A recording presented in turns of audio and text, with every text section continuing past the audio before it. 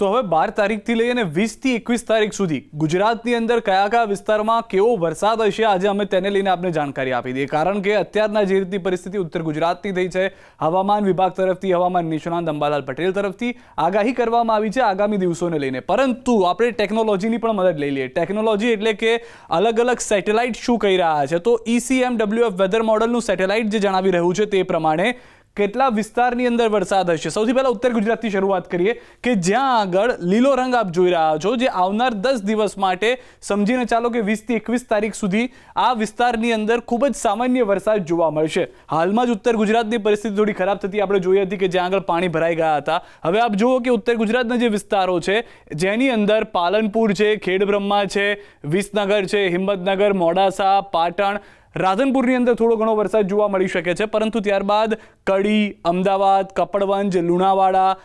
ધાંગધ્રા વઢવાણ મોરબી એટલે કે મધ્ય ગુજરાત ઉત્તર ગુજરાતના થોડો ઘણો વિસ્તારમાં વરસાદ જેટલો આ પીળો ભાગ જોઈ રહ્યા છો જ્યાં આગળ સામાન્ય 2 થી 3 ઇંચ કુલ 10 દિવસની અંદર પડી શકે છે ઉત્તર ગુજરાતના વિસ્તારોની પણ એ રીતની પરિસ્થિતિ અને સૌરાષ્ટ્રના વિસ્તારોની પણ એ જ રીતની પરિસ્થિતિ જોવા મળી રહી છે સૌરાષ્ટ્રની અંદર આપ જુઓ તો દક્ષિણ સૌરાષ્ટ્રના જે વિસ્તારો છે જેમાં ભાવનગર છે તળાજા છે રાજુલા છે જુનાગઢ કેશોદ વેરાવળ આ વિસ્તારો થોડા યલો ઝોનની અંદર જોવા મળી રહ્યા છે જેનો મતલબ એ છે કે આ વિસ્તારોની અંદર પણ 10 દિવસની અંદર સરેરાશ 3 ઇંચ જેટલો વરસાદ જોવા મળી શકે છે 2 થી 3 ઇંચ જેટલો વરસાદ મધ્ય ગુજરાતમાં પણ વડોદરા છે દાહોદ છે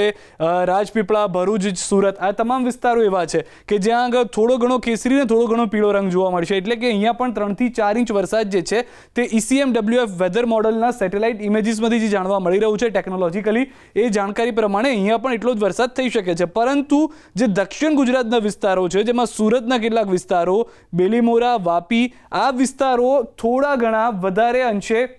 વરસાદ પ્રભાવિત જોવા મળશે ECMWF વેધર મોડલ પ્રમાણે આ વિસ્તારોમાં 10 દિવસની અંદર 7 થી 8 ઇંચ વરસાદ જોવા મળી શકે છે પરંતુ આજે આગામી 10 દિવસની આપણે વાત કરી રહ્યા છે તેમાં આપણે ECMWF એક મોડલ જોયું હવેનું બીજું એક વેધર મોડલ જોઈએ જે છે GFS weather model GFS weather model થોડું અલગ કહી રહ્યું છે તેના કહેવા પ્રમાણે વરસાદ જે છે તે ઉત્તર ગુજરાતમાં પણ સારો જોવા મળશે જેમ કે પાલનપુર ખેડબ્રહ્મા અને વિસનગરની વચ્ચે આપ જોશો તો કેસરી અને પીળો રંગ જોવા મળી રહ્યો છે એનો મતલબ કે અહીંયા થોડો ઘણો સારો વરસાદ 3 થી 4 ઇંચ 10 દિવસની વચ્ચે જોવા મળી શકે છે ત્યારબાદ આપ જોશો તો મોડાસા લુણાવાડા વચ્ચે અને ગોધરા દાહોદ વચ્ચે આપ જુઓ તો ગુલાબી રંગ જોવા મળી રહ્યો છે જેનો મતલબ એ છે કે અહીંયા આગળ 7 થી 8 ઇંચ વરસાદ જોવા મળી શકે છે ન ફક્ત તેટલું પરંતુ તેની સાથે આપ જાઓ તો મધ્ય ગુજરાતમાં વડોદરા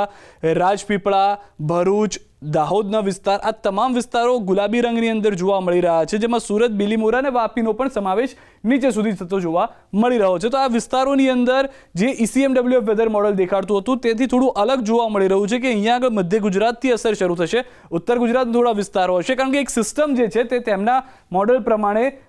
પશ્ચિમ બંગાળથી એટલે કે મધ્યપ્રદેશ થઈ અને ગુજરાતમાં એન્ટર થશે ન કે સામાન્ય રીતે મહારાષ્ટ્રથી થતી હોય છે અથવા તો દરિયામાંથી સિસ્ટમ આવતી હોય છે સૌરાષ્ટ્રના વિસ્તારોને અસર કરતી હોય છે સૌરાષ્ટ્રના વિસ્તારોને પણ થોડી ઘણી અસર જોવા મળશે તેટલી ભારે અસર જોવા નહીં મળે જેમાં પણ સૌરાષ્ટ્રના જે દરિયા કિનારાના વિસ્તારો છે ઉત્તર ગુજરાતની અંદર ભરૂચની અંદર કચ્છની અંદરના જે વિસ્તારો છે ત્યાં આગળ થોડી ઘણી અસર જોવા મળી શકે છે તો જે આગામી 10 દિવસ છે તેના માટેની આ પરિસ્થિતિ છે પરંતુ નવરાત્રી માટે ખેલૈયાઓ માટે અમે આપની પાસે લઈને આવ્યા છીએ એક મહત્વની જાણકારી કે ખેલૈયાઓને 21 તારીખથી લઈ અને 25 તારીખની વચ્ચે કેવી પરિસ્થિતિ હશે આમાં પકડીને ચાલો કે 22 તારીખથી આપણી નવરાત્રી શરૂ થઈ રહી છે તો 22 થી 25 ની વચ્ચે કેટલાક વિસ્તારોમાં વરસાદ જોવા મળશે અને આ વિસ્તારોની અંદર અમે આંકડા સાથે આપને જણાવી રહ્યા છીએ કે કેટલા ઇંચ વરસાદ થઈ શકે છે આ જે છે તે છે ECMWF વેધર મોડલ કે જેના પ્રમાણે આ 4 દિવસ દરમિયાન જે વરસાદ છે તે દક્ષિણ ગુજરાતના વિસ્તારોમાં જોવા મળી શકે છે કારણ કે મહારાષ્ટ્રમાં વરસાદ થયેલો છે જેમ કે વલસાડની અંદર 2 ઇંચ જેટલો વરસાદ આ 4 દિવસ દરમિયાન જોવા મળી શકે છે ન ફક્ત તેટલું સુરત આપ જોશો તો સુરતમાં પણ 2 ઇંચ જેટલો વરસાદ દેખાડવામાં આવી રહ્યો છે આ 22 થી 25 4 દિવસ દરમિયાન ત્યારબાદ વડોદરામાં પણ આપ જોશો તો 1 ઇંચ જેટલો વરસાદ જે છે તે જણાવવામાં આવી રહ્યો છે ભાવનગરની અંદર 1 ઇંચ જેટલો વરસાદ થઈ શકે છે ઉનામાં પણ 2 ઇંચ જેટલો વરસાદ જોવા મળી રહ્યો છે. તો જૂનાગઢ, અમદાવાદ, મહેસાણા બધી જગ્યાએ છૂટોછવાયો વરસાદની શક્યતાઓ પૂરેપૂરી જોવા મળી રહી છે. જો આપ પાસ ખરીદી અને જઈ રહ્યા છો તો આ તમામ વિસ્તારના લોકોએ ખાસ ધ્યાન રાખવાની જરૂર છે. જેમ કે મહેસાણા છે, પાલનપુર છે, એ વિસ્તારોની અંદર પણ વરસાદની શક્યતા દેખાડવામાં આવી રહી છે. અને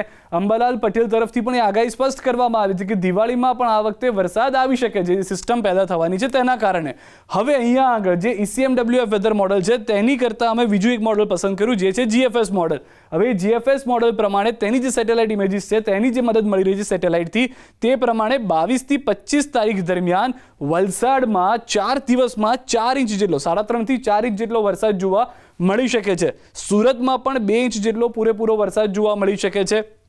ત્યારબાદ આપ વાત કરો દાહોદની અંદર પણ 1.4 ઇંચ જેટલો વરસાદ જોવા મળી શકે છે. વડોદરામાં પણ 1.13 ઇંચ જેટલો વરસાદ જે છે તે 4 દિવસ દરમિયાન જોવા મળશે. ભાવનગરની અંદર 1.7 ઇંચ જેટલો વરસાદ છે. ઉનામાં 1.3 ઇંચ વરસાદ જોવા મળી શકે છે. જૂનાગઢમાં 1.5 ઇંચ છે. સૌરાષ્ટ્રના વિસ્તારોની અંદર પણ જે વરસાદ છૂટો છવાયો છે તે આવી શકે છે. અમદાવાદમાં પણ 0.5 થી 1 ઇંચ જેટલો વરસાદ છે. મહેસાણામાં પણ 1.25 ઇંચ જેટલો વરસાદ જે છે તે જોવા મળી રહ્યો છે. એટલે કે આ વખતે નવરાત્રિમાં પણ વરસાદ એક વખત વિઘ્નરૂપ ફરી સાબિત થઈ શકે છે. તો આગામી 10 દિવસ અને આગામી 10 દિવસ બાદના જે આપણા નવરાત્રિના 4 થી 5 દિવસ છે, 22 થી 25 લઈને ચાલો, તો ત્યારે પણ વરસાદની શક્યતા જે છે સમગ્ર ગુજરાતની અંદર જોવા મળી રહી છે. જો કે સિસ્ટમમાં બદલાવ થતો હોઈ શકે છે. જે રીતે ઉત્તર ગુજરાતની સિસ્ટમ મધ્ય ગુજરાતમાં આવવાની હતી, પરંતુ ત્યારબાદ ટ્રેક બદલાઈ ગયો અને ફરી વખત પાકિસ્તાનમાં જતો રહ્યો. વરસાદ જે છે તે ઉત્તર ગુજરાત પર ભારે થયો. તો હજી પણ આગામી 10 દિવસમાં બદલાવ જોવા મળી શકે, પરંતુ પ્રારંભિક રીતે આપ તૈયારી કરીને ચાલો કે આવી રીતની કોઈ તસવીર